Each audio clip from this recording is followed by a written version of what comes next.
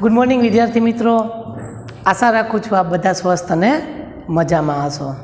तो chapter number 1 समय संख्या पूर्ण कर्या पछी आज आपणे नवा चेप्टरनी शरूआत करवा जई रह्या छे, जेनुं नाम छे एक चल सुरेख समीकरण।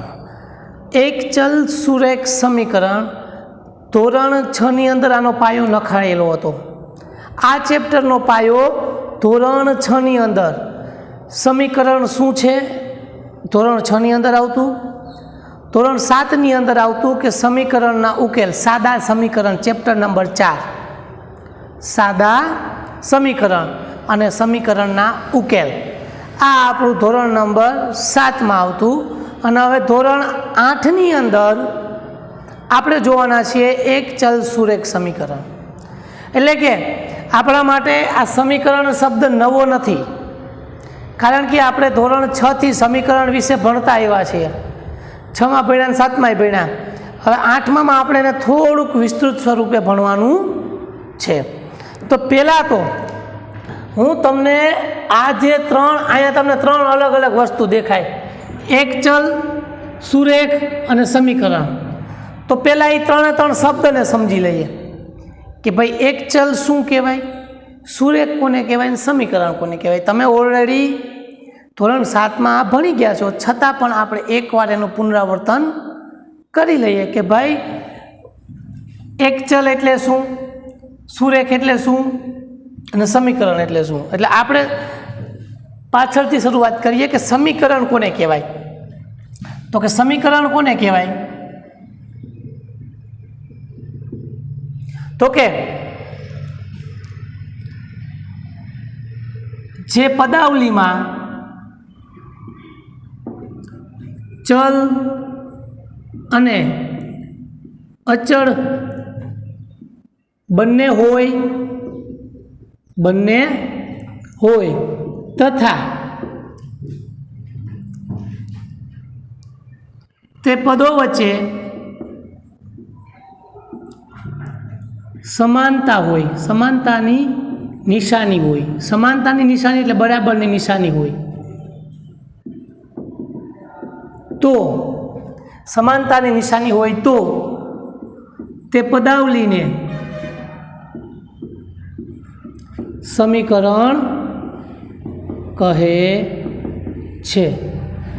बराबर। हवे वात एवी पदावली में चल अने अचल, तो चल कोने कहेवाय ने अचल पद कोने कहेवाय। तो हूँ तमने ये लखावी दऊं कि भाई आनी सब व्याख्या है चल, जेनी किंमत संजोगों साथे बदलती रहती होय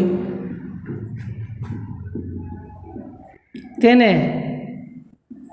चल कहे छे। चल ने A B C L M N T X Y Z वडे दर्शाववामां आवे छे, जेनी किंमत संजोगों साथे। आ टूंकमां चल एटले तमे एक प्रकारना माणसने जोई ल्यो। माणस नथी, मनुष्य, ए बदलतो रहे समयनी साथे। सारा माणसों भेगो सारो थई जाय, खराब माणस भेगो रहे तो खराब थई जाय। तमारा न दोस्तर बाजू बैठो होय तो तमारी पेन्सिल जोती होय तो तमारे पासे आवीने केवो सारी सारी वातो करवा मांडे। पेन्सिल मळी जाय पछी तू कोण ने हूँ कोण बनतुं होय ने एवुं। एटले आ मनुष्यनी वात छे कि मनुष्य जेवुं काम करे छे कि संजोगों प्रमाणे बदली जाय। क्यांक लाभ होय तो एनी हारे मळी जाय, हाँ कि आपणे एनी हारे कंई लाभ नथी तो एनाथी दूर थई जाय। एटले के हूँ चल ने मनुष्य साथे सरखावुं छुं कि भाई चल मनुष्य जेवुं काम करे छे, बदलतो रहे संजोगों प्रमाणे। एने आपणे A B C, small A B C, L M N T X Y Z P alphabet वडे एबीसीडी, बीजी एबीसीडी वडे आपणे एने दर्शावीए छीए। अने अचल किंमत तो खबर ज छे, बधी संख्याओ आपणी अचल किंमत छे। उदाहरण तरीके आपणे जोईए कि 3x वत्ता 4 बराबर 10, तो आ समीकरण छे।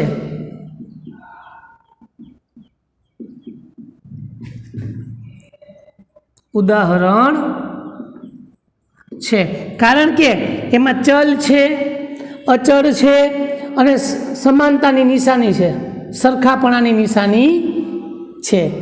પરંતુ 4x + 1 > 0 આ સમીકરણ નથી. આ તો કમ્પેરિઝનની નિશાની છે, તુલનાની. લેસ ધેન, ગ્રેટર ધેન, આ બધી તુલનાની નિશાની કહેવાય, સમાનતાની ન કહેવાય. સમાનતાની નિશાની એક જ છે, બરાબર. જ્યારે આ થાય તુલનાની નિશાની. 3x < 6 > 6 આ પણ સમીકરણ નથી. 8x = 4 તો આ સમીકરણ છે.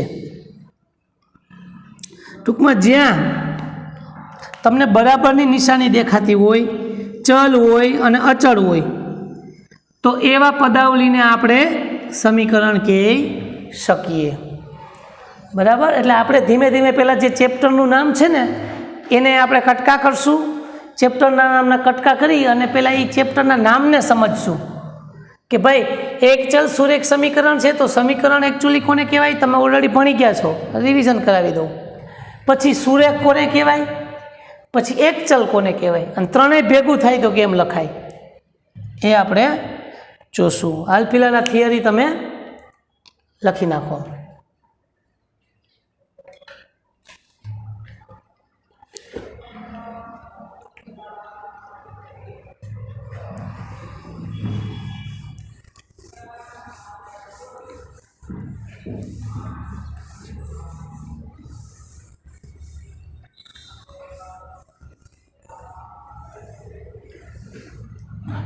હવે જો સમીકરણ તો સમજાઈ ગયું કે જેની અંદર ચલ હોય, અચળ પદ હોય અને બરાબરની નિશાની હોય.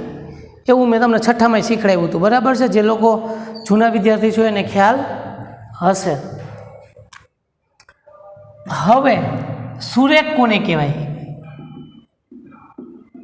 સુરેખ સમીકરણ. સુરેખ સમીકરણ કોને કહેવાય? તો કે સમીકરણમાં રહેલ ચલની ઘાત યાદ રાખજો. સમીકરણમાં રહેલ ચલની ઘાત 1 કૌંસમાં લખવાનું 1 હોય તો તે સમીકરણને સુરેખ સમીકરણ કહે છે.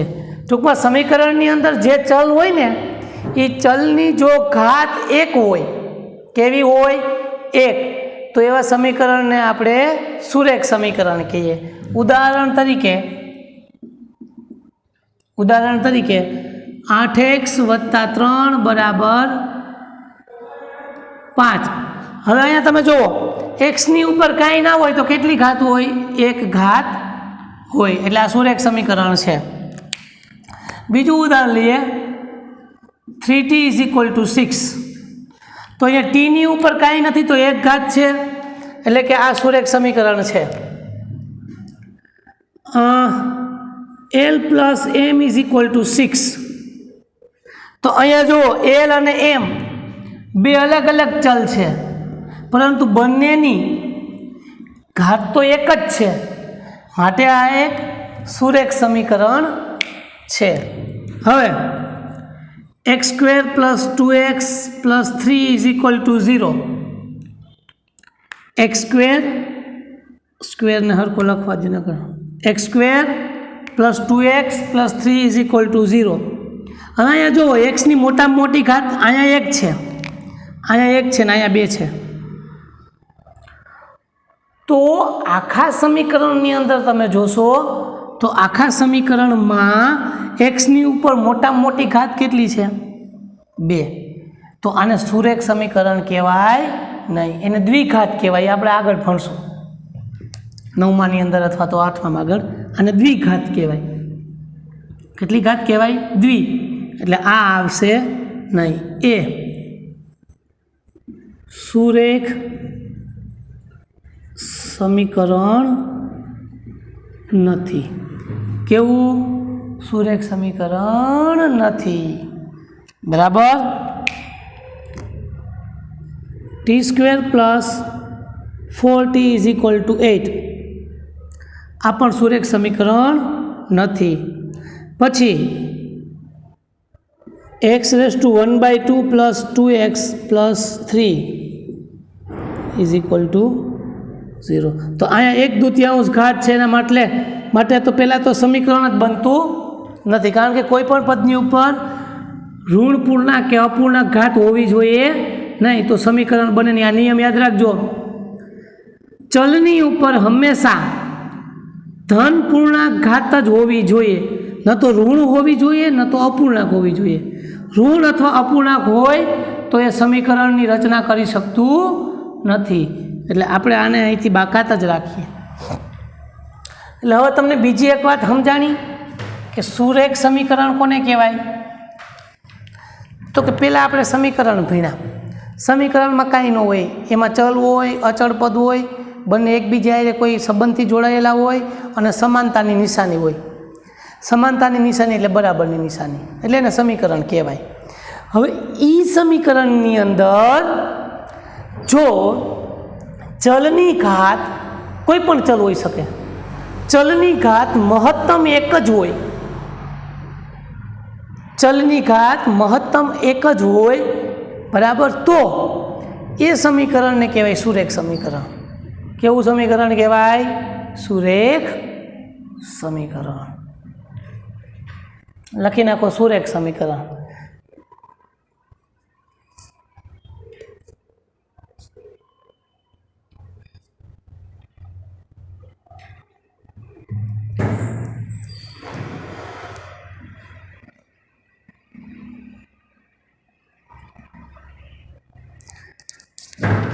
હવે આવશે આપણા ચેપ્ટરનું નામ.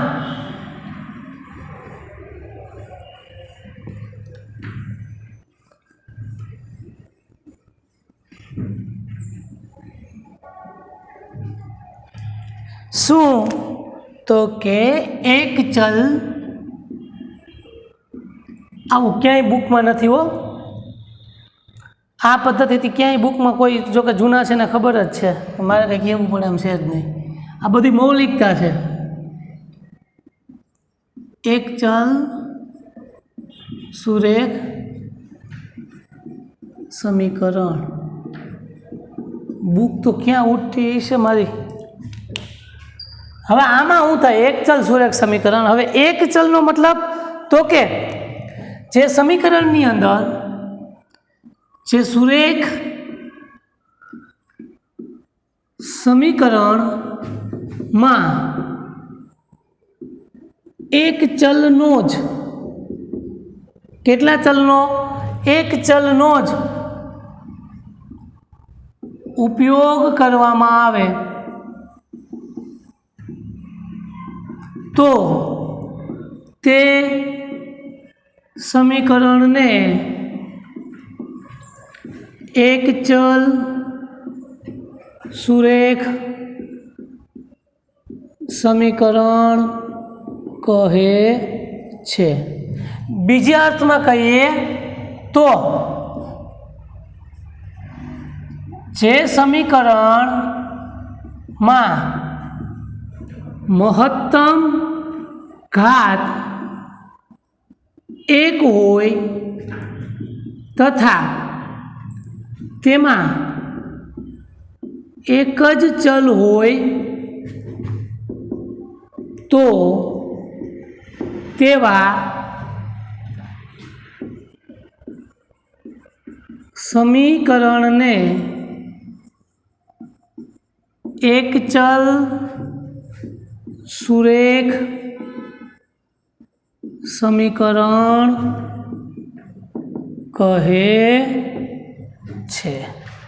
બીજી રીતના આપણે વ્યાખ્યા બોલવી તો એમ બોલાય કે જે સમીકરણમાં મહત્તમ ઘાત એક એટલે મહત્તમ ઘાત એક એટલે સુરેખ તથા તેમાં એક જ ચલ હોય, એક ચલ હોય એટલે એક ચલ સુરેખ. અને સમીકરણ તો આપણે પહેલાંથી ખબર છે કે સમીકરણ કોને કહેવાય.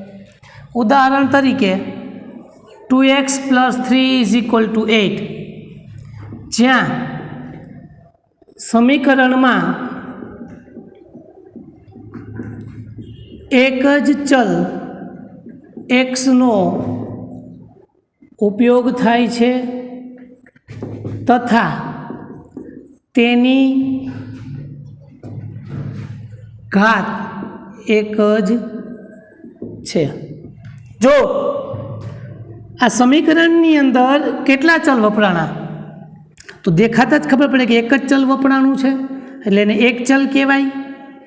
બીજી વાત, હવે એ એક્સની એક ચલની ઘાત કેટલી છે? એક જ, માટે એને એક ચલ સુરેખ સમીકરણ કહેવામાં આવે છે. એક ચલ સુરેખ સમીકરણની અંદર મહત્તમ 3 પદ જ હોય. કેટલા હોય? 3થી વધારે સમીકરણની અંદર પદ ન મળે. ડાબી બાજુ 2 ને જમણી બાજુ 1, કાં તો ડાબી બાજુ 1 ને જમણી બાજુ 2. ચોથું પદ મળે નહીં.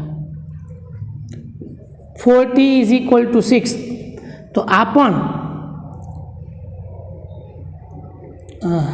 જ્યાં ચલ ટી અને તેની ઘાત 1 છે. હવે શોર્ટમાં લખી નાખ્યું, બરાબર. 4m + l = 8. અહીં 2 ચલ છે.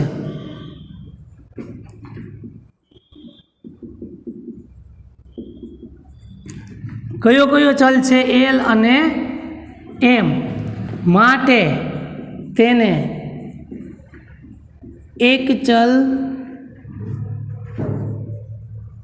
સુરેખ સમીકરણ કહી શકાય નહીં. હવે આને સુરેખ તો કહેવાય કે બેની એક જ ઘાત છે, પણ એને એક ચલ ન કહેવાય, કારણ કે આની અંદર 2 ચલનો ઉપયોગ થયેલો છે. અહીંયા જુઓ, અહીંયા પણ 2 ચલનો ઉપયોગ થાય છે, એમ અને એક્સ અને વાય, માટે આને સુરેખ સમીકરણ કહેવાય નહીં. 2x² + x + 8 = 0. गौर से देखो इस इक्वेशन को. અહીંયા કેટલા ચલનો ઉપયોગ થાય છે? અહીં ચલ એક જ છે. જોજો, ચલ એક જ છે, ચલ 2 નથી. ચલ તો એક જ છે, એક્સ અને એક્સ.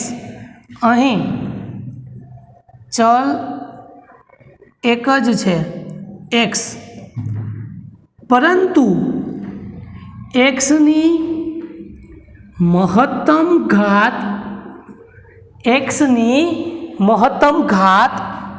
2 હોવાથી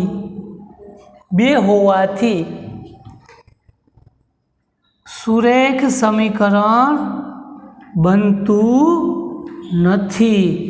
હવે આને કહેવાય તો એક ચલ જ, પણ એને એક ચલ સુરેખ સમીકરણ ન કહેવાય, કારણ કે આ સુરેખ બનતું નથી. આ સુરેખની જગ્યાએ કેવું બને છે? દ્વિઘાત બને છે. કદાચ તમે આગળ ભણશો એટલે એને કહેવાશે કે એક ચલ દ્વિઘાત સમીકરણ, કારણ કે એની અંદર 2 ઘાતનો ઉપયોગ કરવામાં આવેલો છે. એટલે આ સુરેખ ન કહેવાય, એક ચલ કહેવાય પણ સુરેખ ન કહેવાય. એટલે આપણા માટે આ વ્યાખ્યામાંથી તો નીકળી ગયું, એક ચલ સુરેખની વ્યાખ્યામાંથી.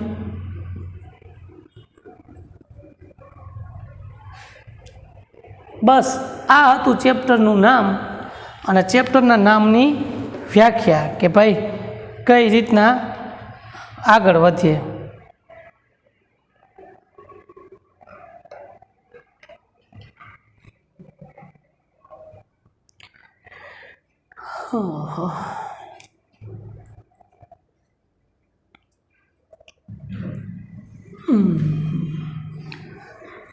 ચાલો, સમીકરણ તો આપણે જોઈ લીધા.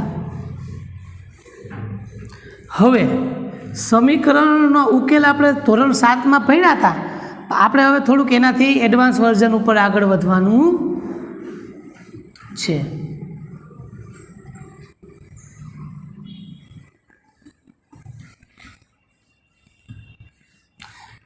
હવે આવશે સમીકરણના ઉકેલ, કારણ કે કોઈ પણ સમીકરણ હોય ને એનો ઉકેલ તો મળતો જ હોય કાંઈક ને કાંઈક. ઉકેલ એટલે શું? ઉકેલનો મતલબ એ થાય કે તમારી પાસે સમીકરણ છે, તે સમીકરણનું હું તમને લખીને જ દઉં એટલે તમને કોઈક દીક વાંચવામાં કામ આવે.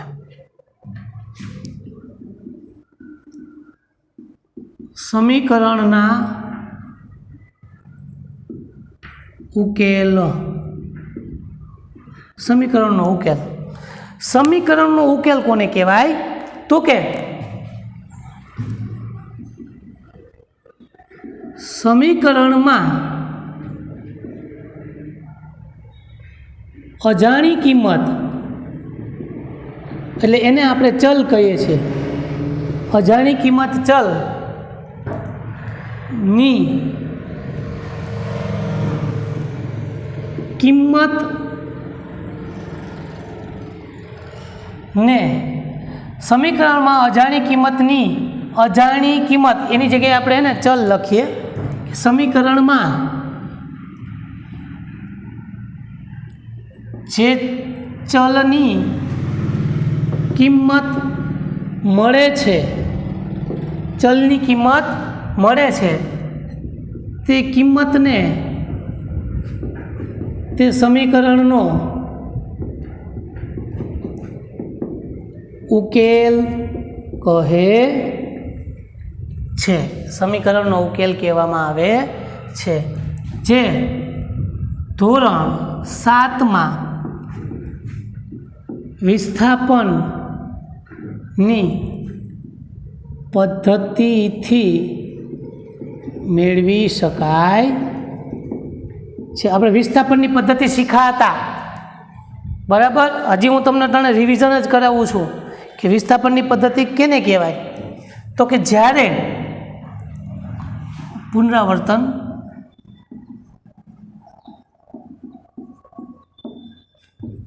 વિસ્થાપનની મદદથી સમીકરણના ઉકેલ. આ પાયો કરાવું છું પાછો, કદાચ કોઈક છોકરા હાથમાં ભૂલી ગયા હોય તો યાદ આવી જવું જોઈએ કે જ્યારે કોઈ પદ ડાબી બાજુથી જમણી બાજુ અથવા જમણી બાજુથી ડાબી બાજુ જાય ત્યારે નીચે મુજબ પ્રમાણે નિશાનીમાં ફેરફાર થાય. જોજો હવે હું અહીં તમને કોષ્ટકથી સમજાવું.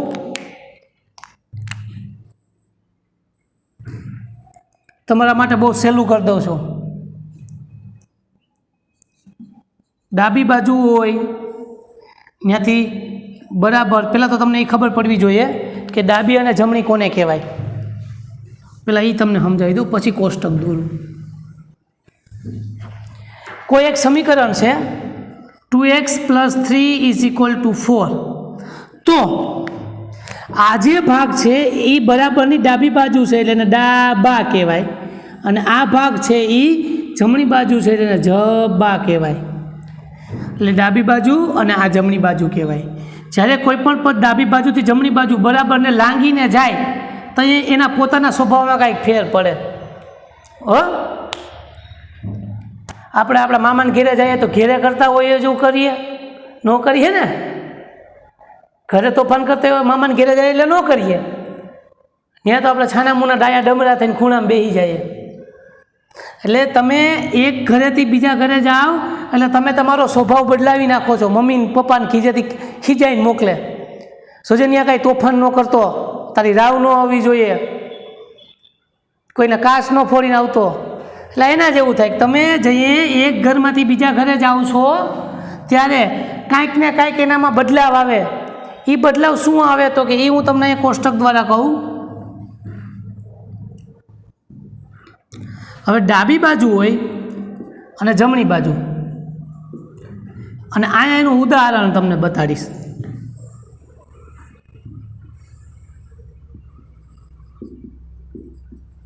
એટલે તમને વધુ વ્યવસ્થિત સમજાય. ડાબી બાજુ જો સરવાળો હોય અને એ જમણી બાજુ જાય તો બાદબાકી થાય. ડાબી બાજુ સરવાળો હોય ને જમણી બાજુ જાય તો બાદબાકી થાય. ઉદાહરણ તરીકે હું તમને એમ કહું કે 2x + 3 = 4, તો આમાંથી આ +3 ધન છે, ડાબી બાજુ ધન છે, સામે જાય તો ઋણ થાય. 2x = 4 - 3. આ સરવાળામાંથી બાદબાકીમાં ફરી ગયું. સમજાણી વાત? પછી બાદબાકી હોય તો સરવાળો થાય. બાદબાકી હોય તો પછી ડાબા હોય કે જમણા હોય એ હાલે. જેમ કે 3 = 1 + x, તો અહીંયા તમે જુઓ, અથવા તો x - 1. હવે તમે અહીંયા જુઓ, x સાથે આ -1 છે, માઇનસ આ બાજુ હોય તો પ્લસ થાય, સરવાળો થાય. તો અહીંયા શું થશે? 3 + 1 = x. આ ઋણના સીધા થઈ ગયા ધન.